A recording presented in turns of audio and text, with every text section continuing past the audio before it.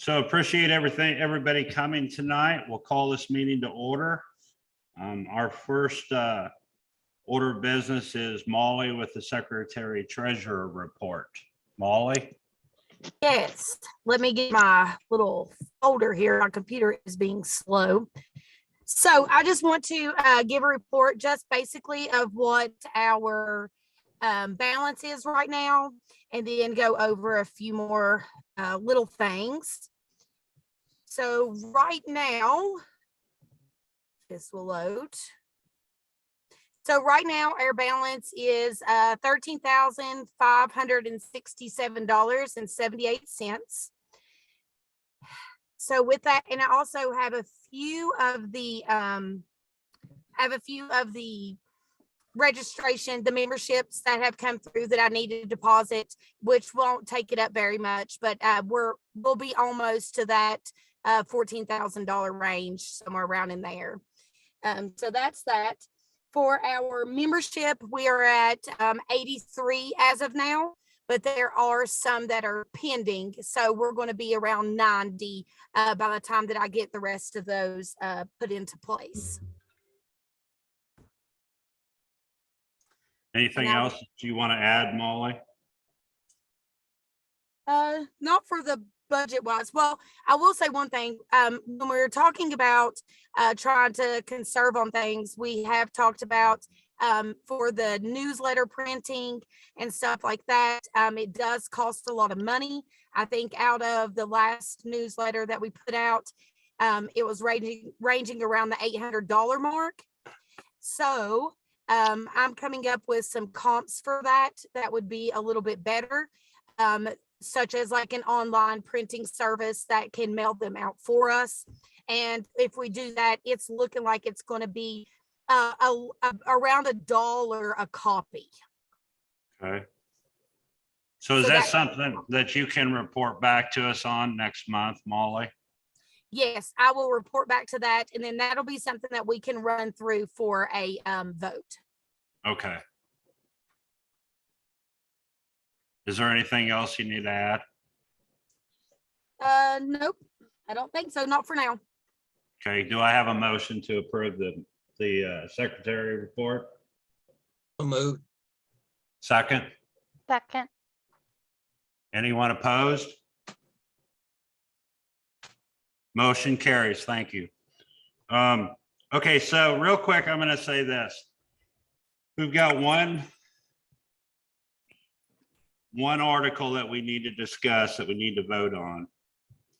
We're going to try to work hard to get to the point where we're operating under Robert's rules. But with so many things going on and so much discussion and an effort for transparency, that might be hard for a little while, because we want member feedback and we want to have discussion. We're not voting on a lot of things, especially tonight. We're basically voting on one thing. But as we move forward in these meetings, we are going to be voting on a lot of things. But there's an awful lot of discussion and an awful lot of thought that needs to go into things before we get to that point. So with that being said, I want to go ahead and address the one issue that we need to address tonight. There's been complaints that have been tabled for discussion. I would like to take them from the table, and I would like to discuss these complaints and then make a motion on how we would like to proceed. Molly, or anybody else on the board, do you have any input right now? Feel as though that they need to be tabled, dismissed until, so that we can start over new as a new board, since we were not involved. So I'm going to go ahead and say that Molly and I have been on the board for 21 days. And we were not privy to, still aren't privy to any conversations that took place on the phone we're not privy to any conversations that took place with the previous board. So I myself would like to dismiss these complaints, all of them, and start over if somebody feels necessary. But at this moment, I would like to dismiss all of them. Is there any more discussion?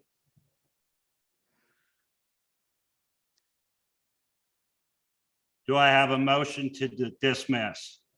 A motion.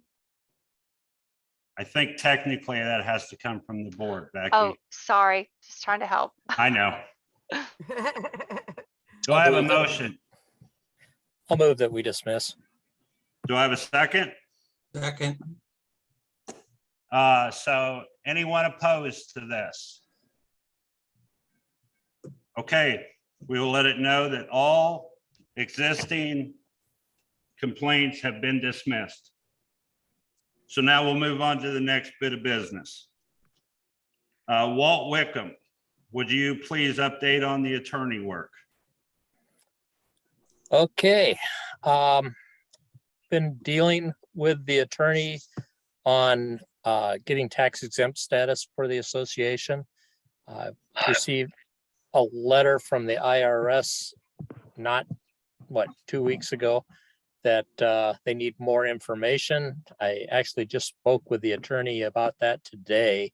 Hard time getting back and forth with them lately, but anyway, they said that that is not unusual at all. And the letter that they sent us was actually more of a form letter that they send just about everybody who applies. He is going to forward some information to the association to help us to answer those questions from the IRS. And when we get that done, we'll send them to him. He'll review them and send them off to the IRS for us. So that all has to be done, though. It has to be back to the IRS by next Friday. He would like to see them by next Tuesday. I'm assuming I will have the guidelines for answering the questions from him by tomorrow morning.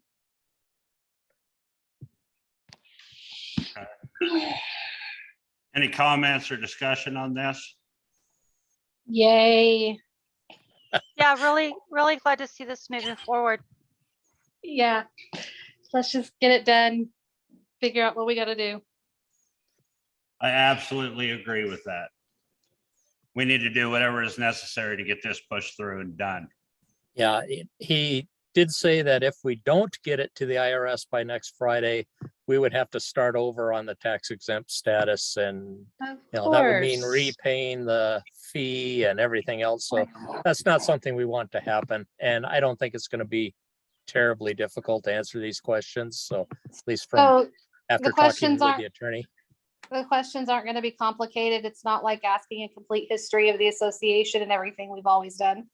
No, it's more, how do you plan on spending your funds? Do you have any employees, which, we've already answered some of these questions that they're asking again. Right. And that the toughest thing is they want past budgets and future projected budgets. And I know that That's great news. I know that there's not a lot available right now, and we may need to just kind of go with the bank statements and try to piece something together, to show, basically they want to see how the money is being spent. So does that mean we need to add budgets to the massive list? I think it's actually on there, our massive list that we have. Yeah, that was on our to-do list, is to get an actual budget and not just be going month to month. Right. Yeah, one thing that we have found is that in the past, they haven't done much as far as budgets. And it wasn't talked with membership at all. And I think pretty much everybody was in the blind on what was going on. And I think for future tense, we want to try to put a budget out there so everybody kind of understands where we're at, what we're spending money on, and what we're not spending money on. And, you know, Molly just received all of her stuff for the treasurer position just in the last couple weeks and kind of been sorting through that. So that's a work in progress for her. And hopefully in the next month, we can start to kind of see some of what expenditures in the past have been and kind of start to put a budget together that we can present to membership that kind of shows what we're spending our money on and such. So, Walt, I appreciate it. Is there anything else, Walt, that you want to talk about? Nothing else as far as the IRS. We also been working on this marketing webpage idea. That's something that we've talked about for a long time. Actually was discussed when I was on the board once before, but nothing ever came of it. The idea is to create a pork marketing website for members to be able to promote their red wattle pork or piglets for sale, that kind of thing. But not to take the place of the association page. This would be in addition to that. I've been talking a little bit with Jonathan Mast, and he's volunteered to do the webpage for us, but everything's in the very preliminary stage at the moment. You know, we've got a lot of work to do to figure out exactly what's going in and what's not going in and how it's going to be laid out. The only thing I think that we've kind of agreed on so far is that everybody in the association would be allowed to have a small section to promote their farm where they could have a picture and a paragraph or two, you know, just talking about what they do. Walt, and would a that- link- Can I ask a quick question? Yeah. This is Andy. Can I ask a quick question? Sure. On that, I just been affiliated with a few things in the past. So for legality reasons, would it be better to maybe make it a message board where people could advertise in a general forum to kind of keep the liability away from being directly to the association, as in a general message board where you could advertise under certain headers instead of having a website like that? I'm just asking to throw that out there. Yeah, well, You know what I'm saying? Like, you could have a general discussion, you could have, you know, breeding stock, you could have, you know, maybe boar service or something. Just those labels that members could go in, and they would have to be have to have registered logins to log in, and how that would affiliate or transfer out to potential customers could log on this message board and interact and maybe also learn some about it, but be able to purchase things without liability coming back to the association. yeah, that's something that we haven't ironed out 100% yet by any means. But right now, like the section on a person's farm, you know, basically they could say, you know, we raise red wattle hogs in whatever town and we use these methods, and to find out more, here's a link to our webpage, you know, that kind of thing. As far as the piglets for sale and that, you know, kind of thing, we haven't, you know, ironed out how we're going to do that yet. Like I said, everything's really preliminary at this point. And we've had one phone conversation and a few back and forths on emails. So there's a ways to go yet before this will be done. And as it develops, we'll let everybody know kind of what we're thinking. We did think about maybe sending out some kind of a survey to members to just ask what kind of things do you want to see? You know, and so we want input. We want to do what the members want to see. So.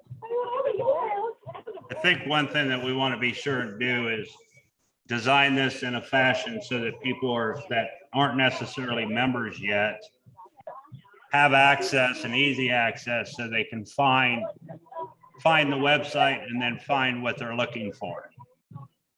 And, you know, that's part of it that we've got to iron out as well. I think the point of this was to let people know that we are starting to work on it. And we're just getting started, but we are working on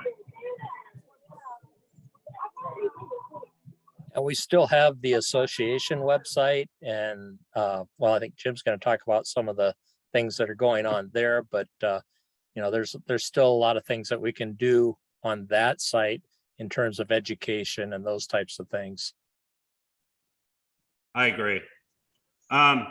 So with that, well, does anybody have anything they want to add to that right now before we go on to the next subject?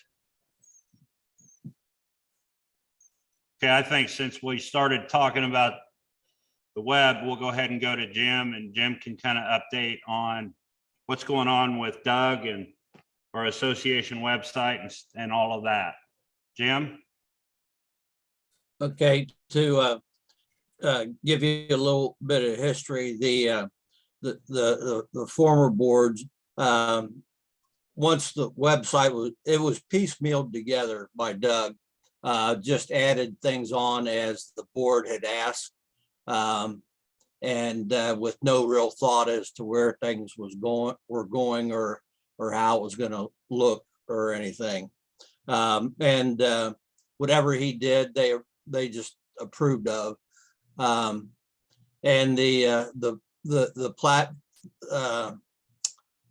the platform that he used was just a standard HTML platform and hand built everything.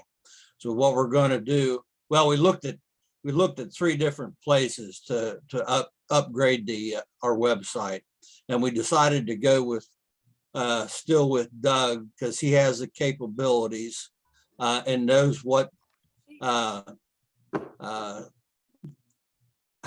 the current site is arranged and how he can move stuff over. So the platform we're moving to is going to be WordPress, if you know anything about that. And he's at the point where he's ready to start moving data from the old site to the WordPress development site.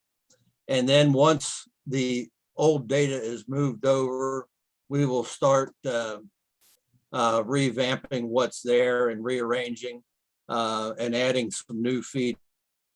A couple of the new features would be possibly a member area only. I know that we have an area now in the website that's kind of in the background. It's called a site membership, which is often confused with the Red Wattle membership. So we want to straighten that out and possibly make that just a members area with that we can post newsletters and different kinds of things in that respect. And then also we're looking at online. We have our applications online, but you have for registration of animals and also membership, but you have to download a copy of them and mail them in along with your fees. So we're looking at an online application for both membership and registration, where it can all be filled out online and sent in with a submit button along with payment for each one. That'll speed things up quite a bit if we can get that done. The board will have, right now, we don't have any management capabilities on the current website. So if we want to change any of the content, we have to contact Doug to do that. We're working with him to have management capabilities of the new site in WordPress so that we can add or remove content or change some of it as needed. For the new site, we do need pictures. You obviously seen the current site. It's pretty sparse and bland, and we would like to have some pictures to show off your farms, your livestock, whatever you think would be intriguing for people who are passing through or want to know more about red wattle hogs or the hog business, just to draw their attention and make it look good. So that's about all we have right now. The progress is that Doug is at the point where he can start moving data over. That's it. All right.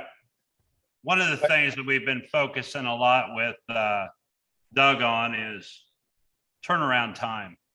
And we've had a lot of conversations. I've had a lot of conversations with him about, and like Jim said, the online registration, he has indicated will really cut that down a lot. And I know Jim and I both have said to Doug on different occasions that our goal is to get him down to a month turnaround time maximum. Doug tells us he can make that happen. So I guess we're going to see if that'll happen.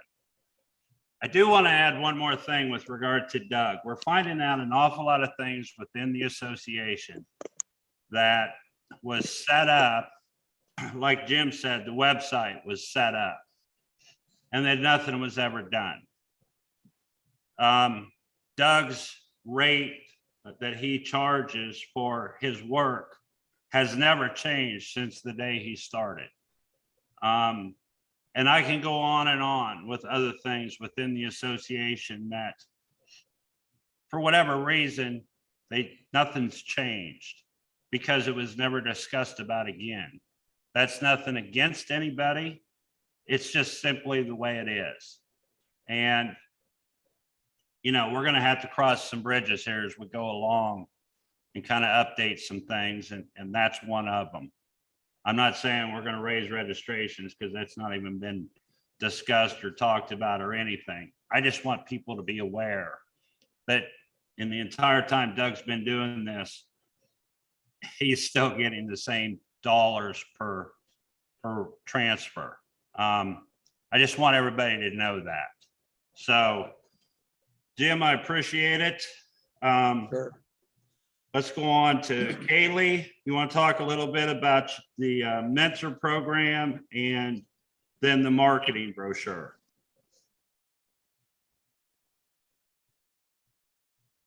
Let me get to a quieter spot.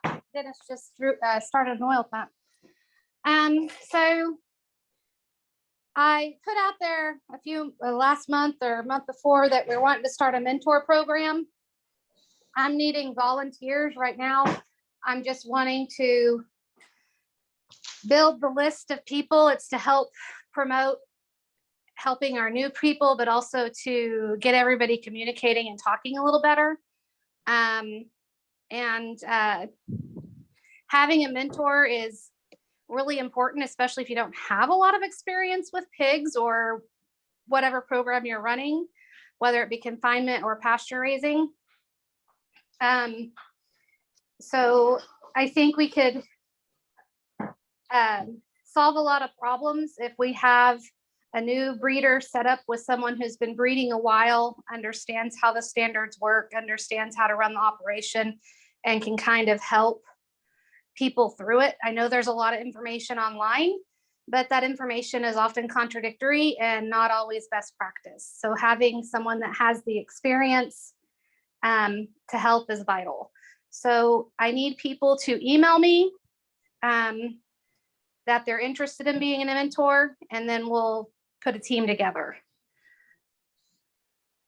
What was the other one, Mark? The marketing brochure. We're working on putting together a marketing brochure to help market the association that farmers can hand out at farmers markets, if you're at a livestock show or any type of fair.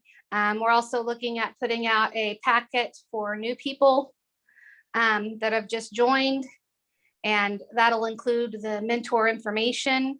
I really want to put the mentor team together along with input from the board to design that.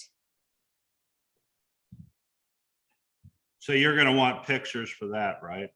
Yes.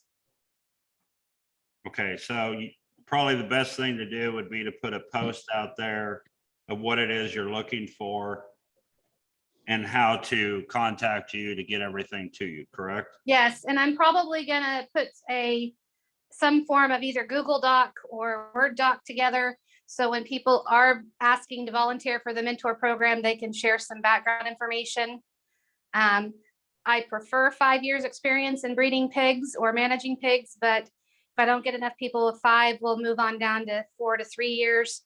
But the more years experience, the better, because you'll always run into those odd situations, and it's like nice to be able to call someone up and say, this suddenly happened and it's never happened before. And that person can usually go, oh yeah, this is how you handle it. Especially if you're in an area like I'm in. I don't have a vet that'll see swine.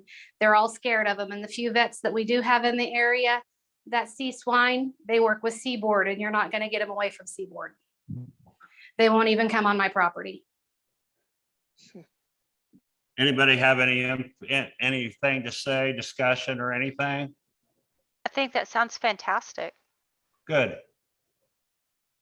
Good. So Kaylee will go ahead and start working on that.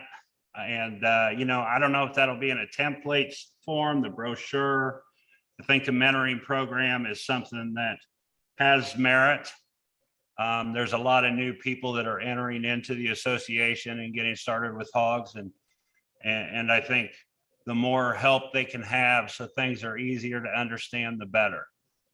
So, Right, and it won't just be breeding pigs. It'll also be how you do registration. What do you look for? You know, maybe even making some connections with some local people. It's just kind of giving them a foot in the door, a name I can put into that mentor packet when we ship it out and say, hey, here's your mentor. Here's their bio. Give them a call and I'll share. Is it okay if I share your information with them so they can touch base with you? So one thing that has kind of come to my attention recently, I was talking to a guy over the last few days that's trying to buy red wattle hogs. And so there's a farm that's trying to sell him red wattle hogs that are not registered, but they don't have any documentation. The woman's not interested, the seller's not interested in making any effort to move forward with them. She says they're red wattles, but she doesn't provide him with anything. And so that's the same situation I was in a few years ago when I got started. A guy said, yeah, I've got a family group of red wattles. And I went down there and they kind of sort of looked like red wattles, and they were small, but they were young. And you know, in hindsight, they're probably not red wattles. They're probably crosses, but they're not anything like the registered purebred red wattles that I have. And I think that's something that the mentor program and the brochures and the marketing can help a lot. But I think that's something that might be a topic of discussion. There's a lot of people out there saying they have red wattles. There's, I don't know how many farms advertising red wattles, and they're not, you know, or maybe they used to be, but who knows what they've been crossed with. And I don't know where that would fall in the association's lap as far It really wouldn't unless if they were a member. I will sell unregistered stock, but I only have red wattle on my property, and right. we haven't had any, you know, we haven't had any wild boars that have survived to reach my sows. And the one time that did happen, they were culled quickly. Yeah. But anytime I have a person tell me, hey, I've got a red wattle, I'm like, are you a member? Are they registered? Do you have documentation to prove it? And they're like, no, we don't need that. They says, then you have a cross. You don't have a red wattle. Well, and I just assume if it's not registered, it's a cross. Right. But the new people coming into the breed don't know that. Right. And that goes back to the association educating. hey, these are registered. If it's not a registered animal, you just assume it's a cross, even if it's coming Right. from a breeder that is an association member. Right. So here's what I'm gonna say to that. So when there's cell barns all around me, okay? Mhm. Every 20 miles in every direction. And they're all cattle sales. And Walt, you're in Iowa, you know this. Every time a black animal walks into that ring, It's an Angus. it's an Angus. Yeah. And every time a white animal walks in that ring, it's a Charolais. Charolais. Yeah. And anything that has a wattle is a red wattle. So the only way to differentiate between the two is the documentation. Right. So again, I go back to I posted a post today because I was so thrilled with Sharon Sluice and Molly. And I talked about community. We all got to work together. We got to get to the point where instead of having 14 people in this meeting, we've got 80. And we've got to educate. And if we don't have something that somebody wants, it's kind of our obligation as association members to try to find somebody else that does. And I think the answer to your question, Becky, is everybody that's here and everybody that's a member. And we all just got to try to work together, and we've got to sell the documentation. And it won't happen overnight, but it will happen. We just got to work together. So that's my opinion. Maybe that's not everybody else's, but that's my opinion. So anybody else? I think it goes back to just everything, all in one. It's us promoting, it's us educating, and it's us actually being, like you said, a community and responsive to people to help. I can't tell you how many, and I'm new myself also, but how many new people have contacted me wanting red wattles because they have them, but they're not, but they had no clue. But we don't have anything out there to show these people what red wattles really are. And I think we need to stick to, standards and be educational moving forward. Well, and if you go online and you Google red wattle pork or looking for red wattle farms, you can't go 10 feet without stumbling across some farm that's selling red wattles. But when you look, they're not members, their hogs are not registered. And I mean, I don't know what we could ever do about that except for the education, which I 1000% support. But I think that's a lot of the confusion, is that there are so many out there that are not registered, and these farms, maybe they had red wattles 10 years ago. Maybe they still do, maybe they don't. Well, see, and I've even gone down to Texas and I bought 3 sows off of the lady, and she was swearing up and down they were red wattle. I knew they were crosses. One was obviously a large black red wattle cross, and she told me that.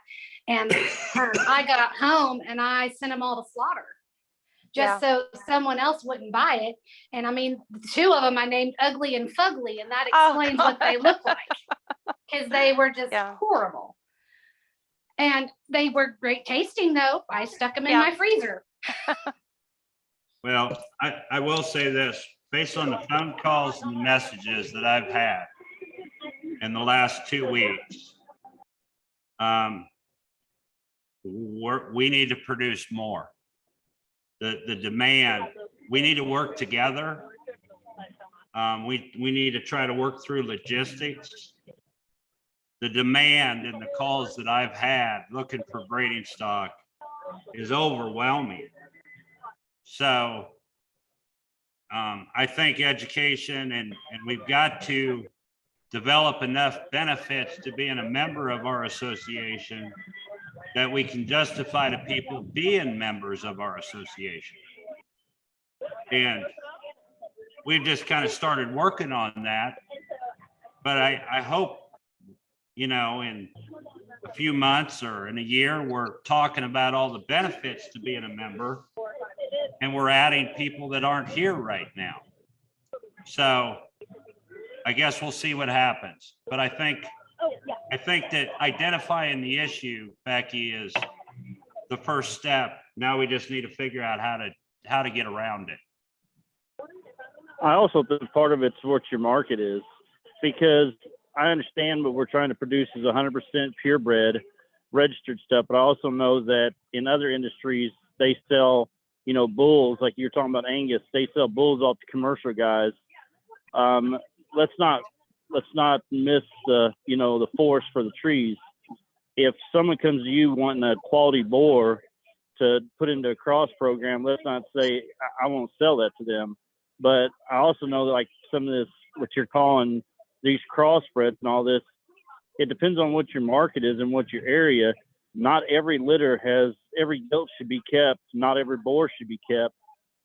And if it goes to a place that is non-registrable because they bought it as a feeder pig and it's still a red wattle, I agree with you about education, but it's also about creating a environment of people that want to be affiliated with the association, whether they're feeding off us for purebred seed stock or wanting to crossbreed for something to maybe make better meat quality hogs. Agree 100%, Andy. Okay. Can I jump in and say something here quick?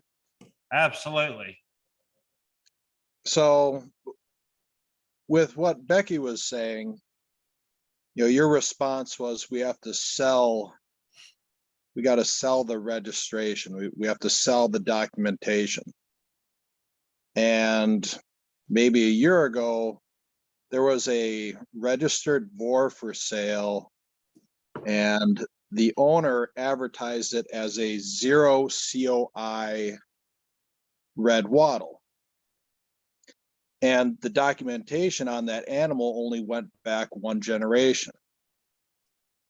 And in my herd, my documentation goes back to a Tamworth sow that was brought in to the Whispering Willows farm.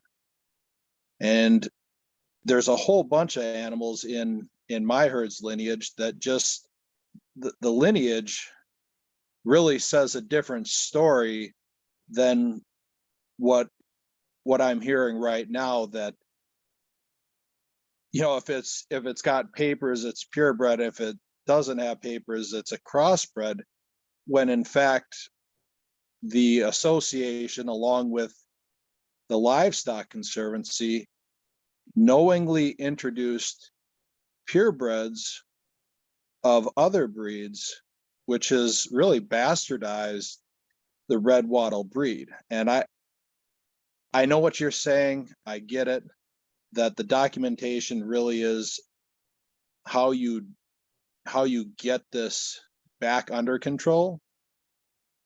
But at the same point, I don't want to be, you know, saying to people like Wendy Parker or Josh Wendland that their animals are not purebred, you know, because that's essentially what Kaylee's saying, is that Wendy Parker is raising a bunch of crossbreds because they don't have documentation, which is kind of ridiculous. Well, can I answer some of that? So a registry, so if an animal is a registered animal and purebred, what that means is that it has documentation that's acceptable to the registry. And every registry that exists, at some point, there were foundation animals that were accepted into the registry as foundation animals that didn't have documentation. And I have a little bit of a unique background with that, with my Arabian horse background, which the Arabian horse, the original mare, was gifted to Abraham by God, that came out of a swirl of the desert sand.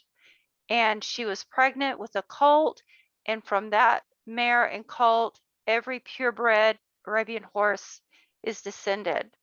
And every other horse in the world is literally considered an abomination. Every cross is considered an abomination.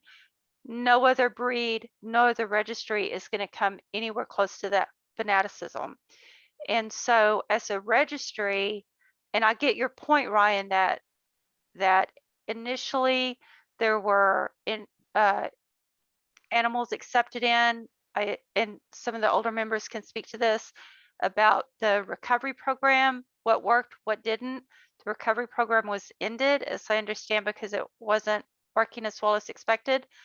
But given the number of hogs that were recovered, there probably needed to be additional genetics brought in.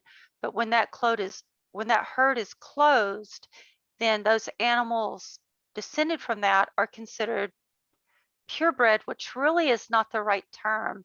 The correct term would be registered, with the registered designation being the assumption of purebred, meaning that they trace in all lines back to animals that were registered with the organization. And that's kind of a long-winded way to say, I completely get what Ryan's saying, but in context of a modern registry of a recovered land race, we're just circle back to, we require the documentation. Does that make sense? I get long-winded. So I want to say something. So we go back and forth on this Tamworth hog as an example. I got Tamworth all the way through my hogs too. Never hit it. All you got to do is study registrations and you can see it. The Livestock Conservancy and 7 breeders took 42 hogs. And they could have done one of 2 things with those 42 hogs. They could have line bred them.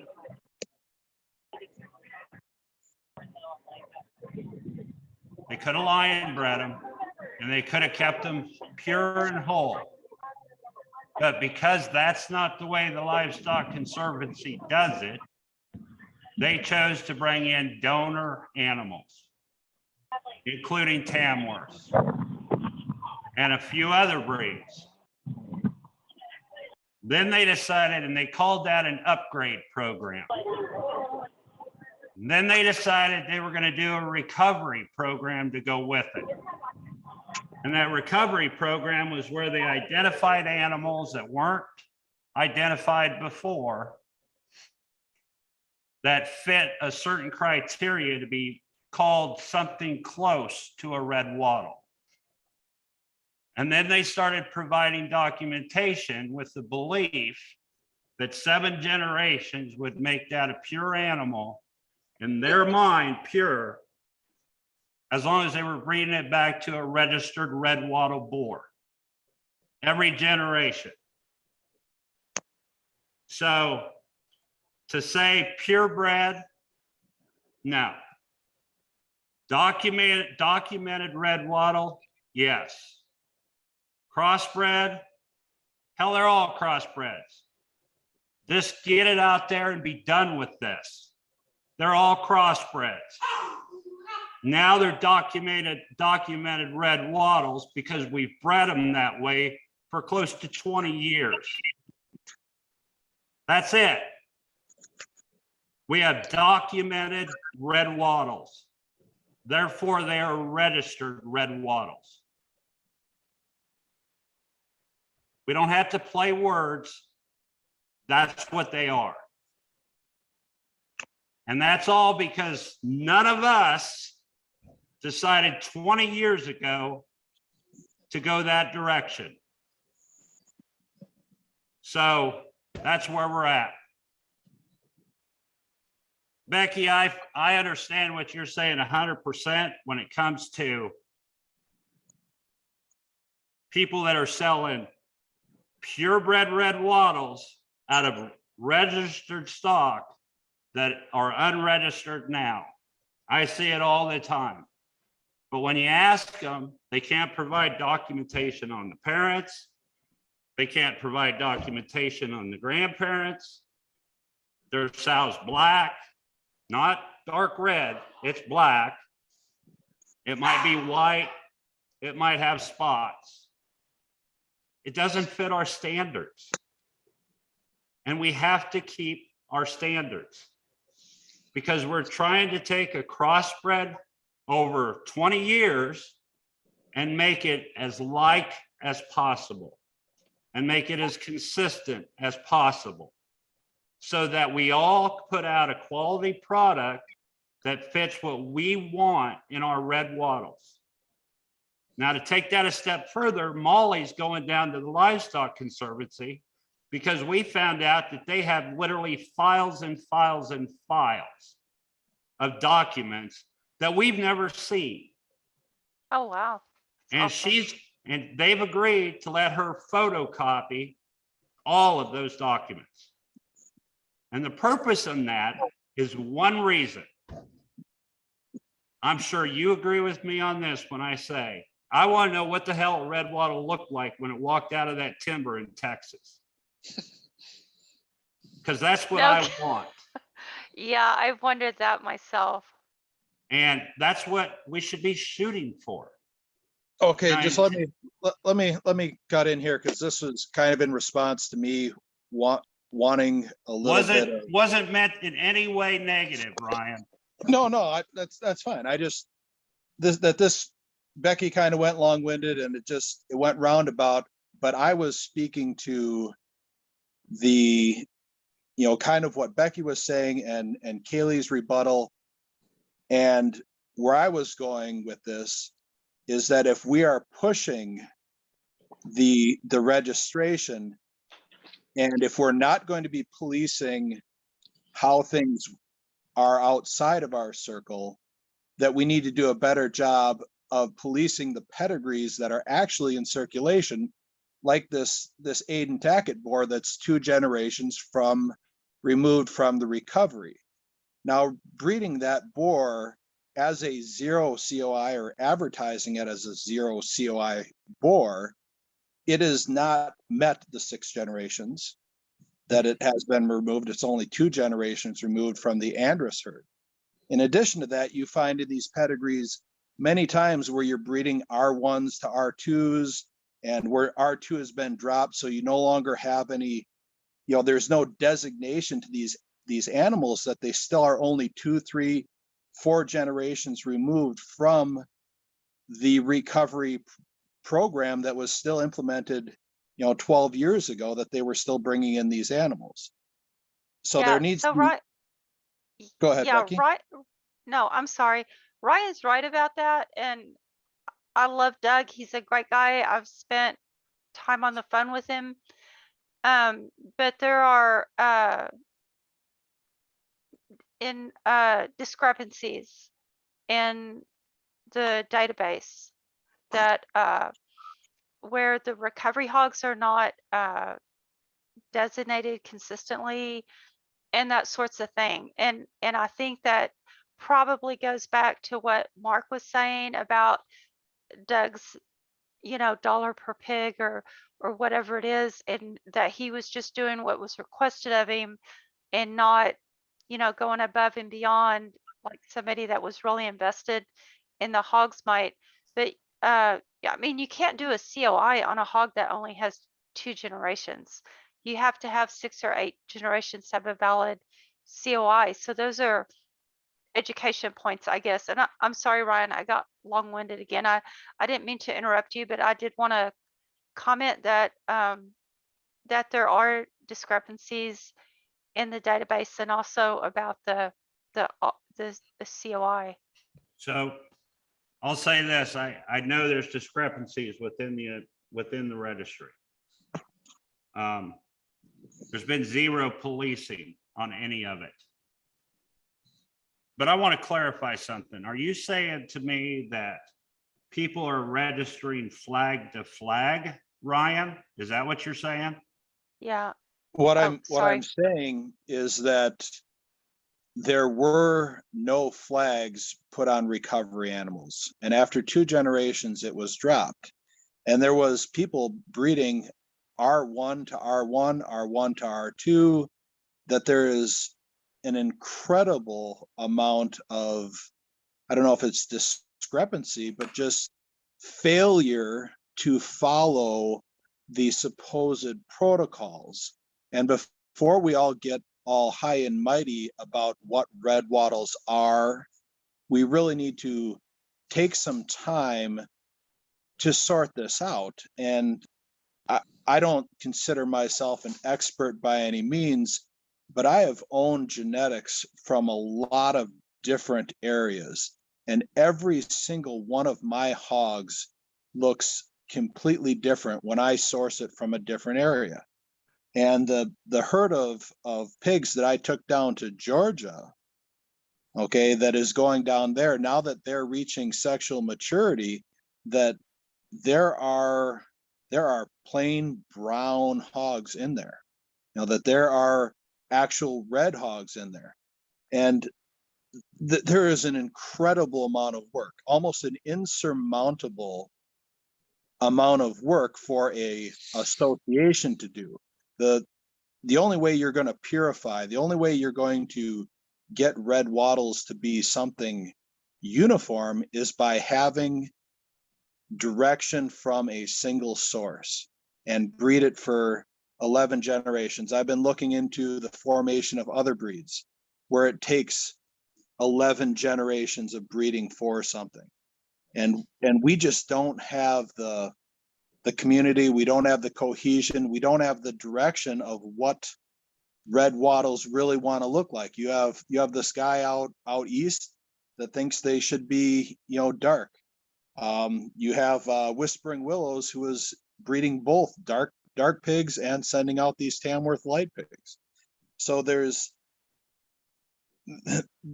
probably 20 or 30 years of breeding, because there are so many registered stock that look different before we're going to be anywhere with getting everyone on the same page. Saying that there's going to be standards implemented at this point is a laughing point for me, because they all look different. I mean, they really all look different. Their faces, some are long and pointy, some are short and dished. You know, their ears are all over the place. I mean, it is a true land race, like what Becky said, and the only thing holding it together is a piece of paper. Well, but that's the point of tightening up the breeding standards that we've been talking about. I'm concerned that we don't have the numbers, the genetic viability to tighten them up too much. But, you know, like you were saying about the brown hogs, I have what looks like either a black or a brown hog out of my registered stock. And the thing to remember is that maybe a decision has to be made. Are we registering genetically red hogs, or are we registering visually red hogs? Because a brown hog is a genetically red hog. It's a modification of the red gene. So with regard to standards, that's a discussion for another day here in about 2 weeks. Wasn't a discussion for today. Do we have a standards committee that's for this organization? We have a board that put together a set of standards, a draft that we're now discussing and coming up discussing that. Who's that? Who asked that question? Andy. Oh, okay. And I know The reason I ask that, because I know other registries and other organizations, they have a standards committee, and the standards committee filled a lot of these questions. And it's not just like the board, it's individuals. It's part of a standards committee. So when someone has a question or when something comes up that needs some type of a phase, the standards committee reviews it, and then we discuss kind of how you want to implement or how we want to address it, and then we kind of go from there. Well, I think that's probably something that if you want to bring up when we have this meeting to go over our minimum standards, Andy, I think that's something you should do. Okay. I will say this, if now isn't the time to start working on standards, when exactly is, Ryan? That's not where I was going with either to have standards or to not have standards. But to Becky's point that there is, Hold on. Ryan, I hate to cut you off. Ryan, I hate to cut you off. Andy, can you please mute your phone, please? Thank you. Go ahead, Ryan. Stop yelling at me, Molly. Yes. So standards are an absolute necessity to have a breed. And where do we want to start with standards? And this is something that I get sore about, that the place where everyone starts is what is the easiest, which are the aesthetics of it. When in reality, the place that you should be starting is, how do you make red wattles not just competitive with other heritage breeds, but so that they are something that can be sustainable and successful. So like this whole issue with mothering, the issue with milk production. Mark, how I'm sure you're aware that, weaned weight of a litter is very important. It's not necessarily the number of pigs that they weaned, but the total weight of those piglets weaned.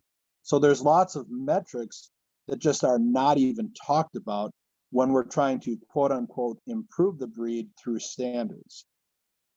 So, okay, I'm gonna stop you a second. This is a topic for another date. Got it. We've got a date set up to go over standards, okay? And that's coming up very soon. And all of this is gonna be talked about. But I'm gonna say this to you, Ryan, and I mean this with all due respect. You lost me when you said Aiden Tackett's name.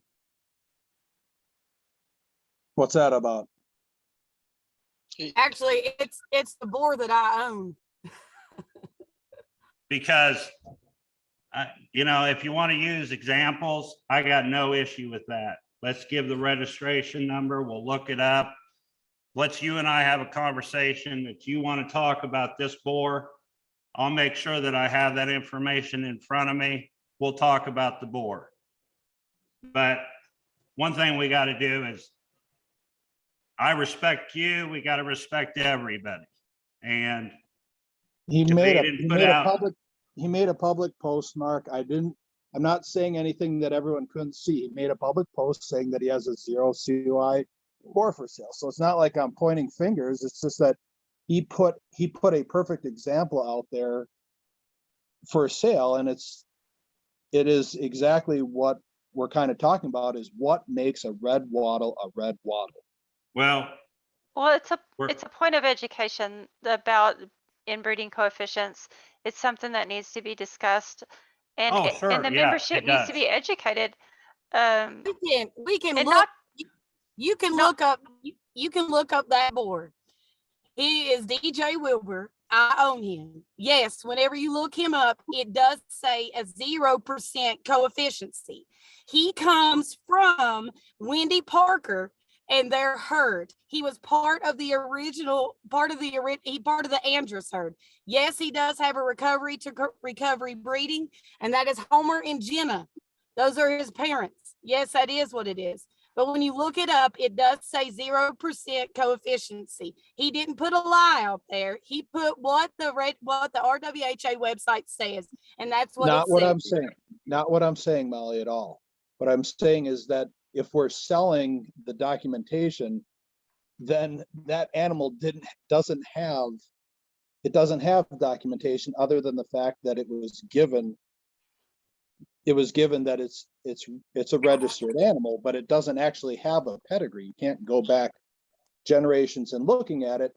And if we're calling out what things are, that animal should have an asterisk next to it so that people know they need to find a non-recovery animal to be breeding it to. This is Okay. part of. He does have a pedigree. Okay, we're done with this. We're moving on. Okay, so that's for another time.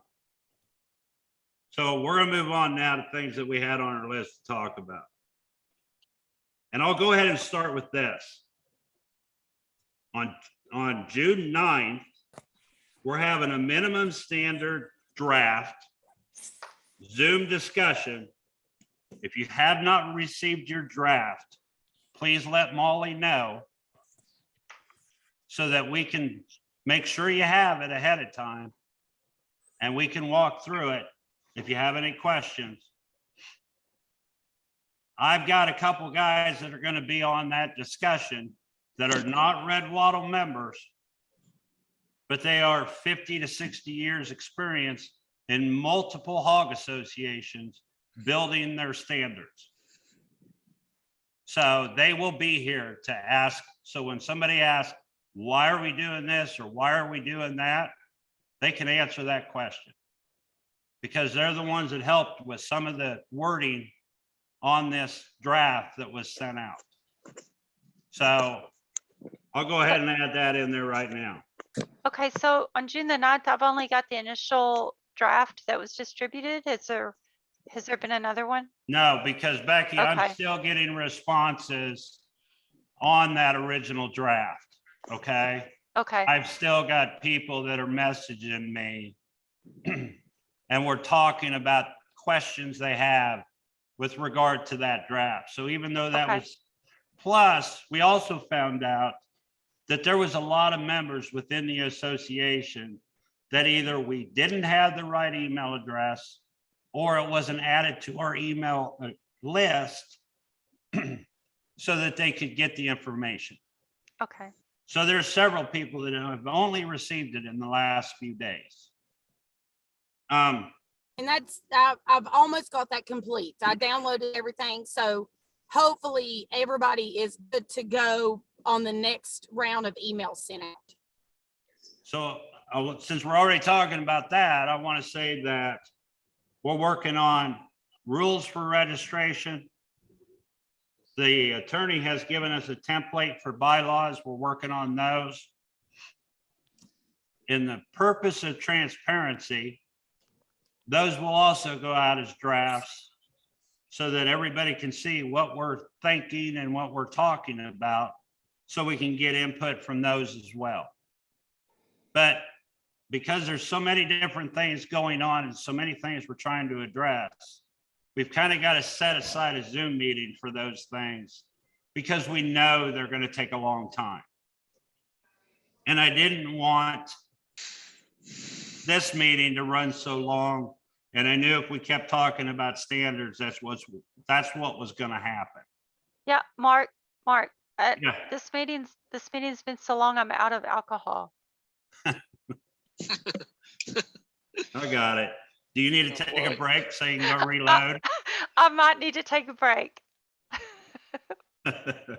I'm parked in the gas station parking lot. I have unlimited. Maybe I'll try that next time. Yeah. I want to talk for a second about DNA.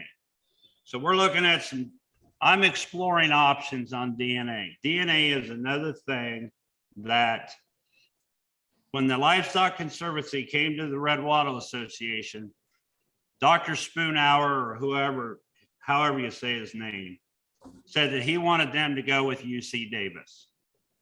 And so the Red Wattle Association went with UC Davis and they never explored any other options. So I'm in the process right now of exploring other options for DNA because I think it has some merit.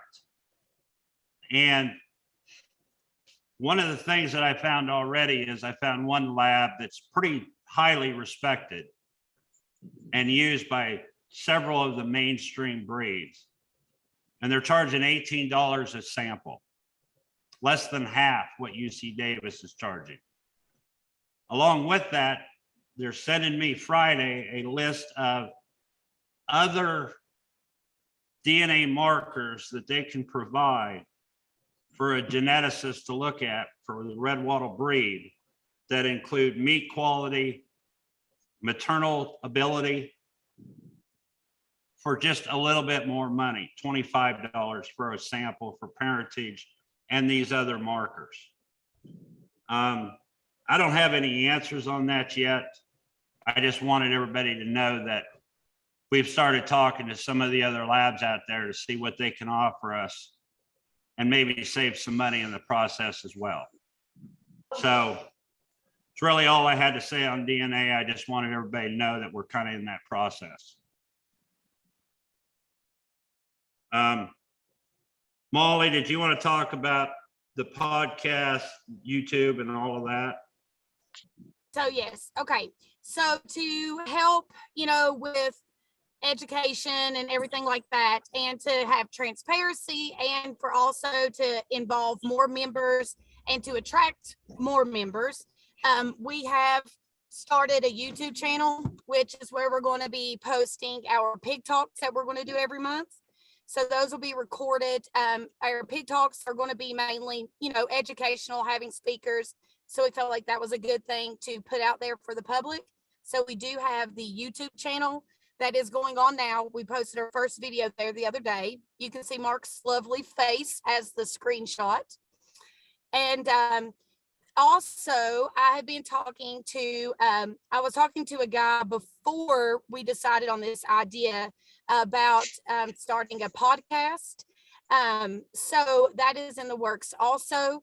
And the podcast would basically be, talks with members and asking basically the same questions. We're throwing around some ideas of what that would technically look like, sort of like a pig talk in a way. But we're going to get the details on that. So we may have a podcast channel coming up. And I want to go over the logo and the slogan. So we are going to change our logo. We are in the process of getting some things drawn up for that, and we will be putting those out for the members to see. And then I did receive some input about the slogans. So I have those, and those will be talked about with the board also. We're going to go over those and come up with a new slogan, basically sort of like a rebrand for the association. I think that's a good idea. Yes. Anything Can I- else, Molly? Nope, that's it for that. Ryan, was you saying something? I'm sorry. Yeah, I wanted to go back a step when you mentioned the the changing of the bylaws. So what do the current bylaws say about changing the bylaws? I thought there was something in there about that it has to be put to a members vote for the changing or amendment of bylaws. It does. So to be perfectly clear, it has to be a majority vote to approve.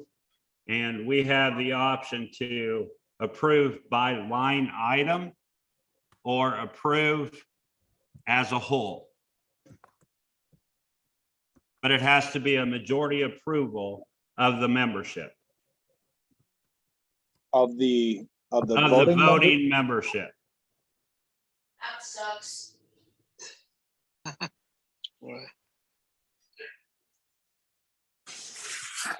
So does that include any actions to, no, I guess what would constitute, like you're hiring someone you have a lawyer, right? We have a That's- lawyer, yes. The association has a lawyer. Right, that is currently working on bylaws, right? Correct. So does that in itself constitute the need for a members vote? No, because the board reserves the right to be able to vote. And we discussed this last month. And you were made aware of that last month. And the board has the right to hire an attorney to do association work. But in drafting new bylaws, you don't need membership input to draft the bylaws. You just need membership input to authorize those changes. So just a few minutes ago, I said that we're going to put a draft of the bylaws out there. And then we will have another Zoom meeting strictly for bylaws to discuss what everybody's opinions of those bylaws are.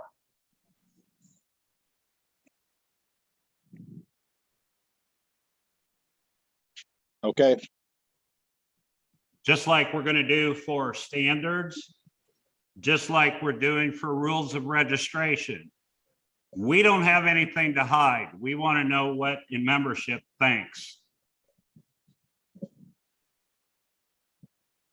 Completely. I've even contacted, and so has some of the other board members, many of the members of the association, just to see that they read through the standards draft that we sent out and to get feedback from them, because we want to know what they think. forgive me for not being here for the first 10 minutes of the meeting. I joined right as you were motioning to dismiss all the previous complaints. Right? Okay, I guess I didn't hear as to what, if that included the complaints about the previous administration and board of directors not following the current bylaws. Is that also something that you just voted to dismiss? We dismissed everything on the fact that Molly and I were not privy to a single conversation.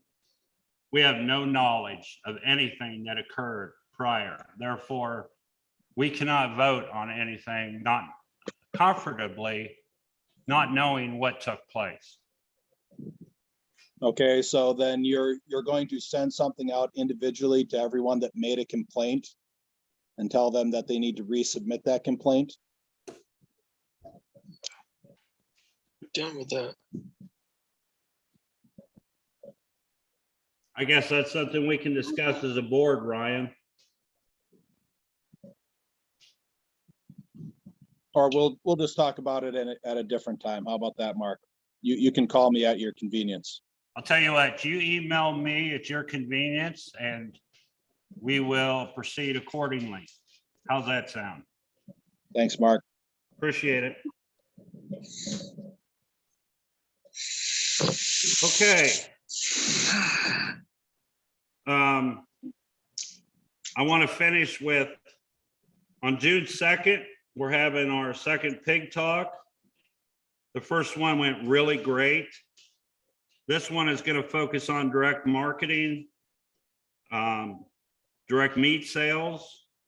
We've got a 3-member panel that's all agreed to take questions, talk about what's been working for them. They're all 3 very successful at how they're doing it. Those 3 are Russ Lee in Wisconsin, Joe McCabe in Minnesota, and Julia Smith in Canada. We hope everybody can join that.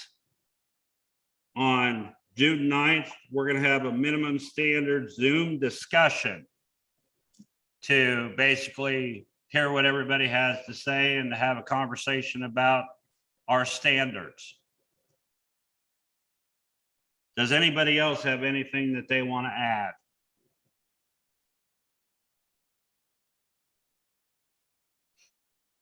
Appreciate all that you guys are doing.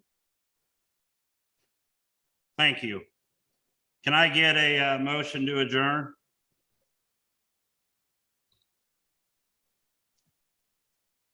Oh, A motion to adjourn. Just a second. Second. second. Anyone opposed? Have a good night, everybody. Thanks for joining. See Good you, night. everybody.